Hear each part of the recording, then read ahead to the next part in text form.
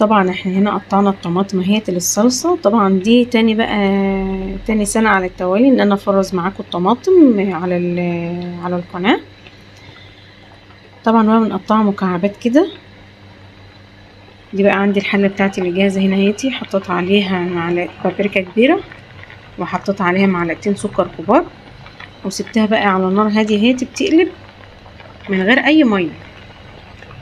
هي كده كده بتنزل المية بتاعتها وما فيش فيها اي حاجة خالص.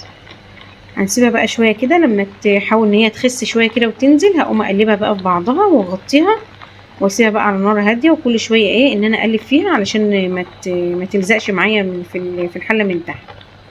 وكل سنة وانتم طيبين. طبعا احنا في الايام دي بنفرز حاجة رمضان، بنفرز الصلصة تبقى جاهزة معانا لأي حاجة، وطبعا بقى غير التفريزات التانية.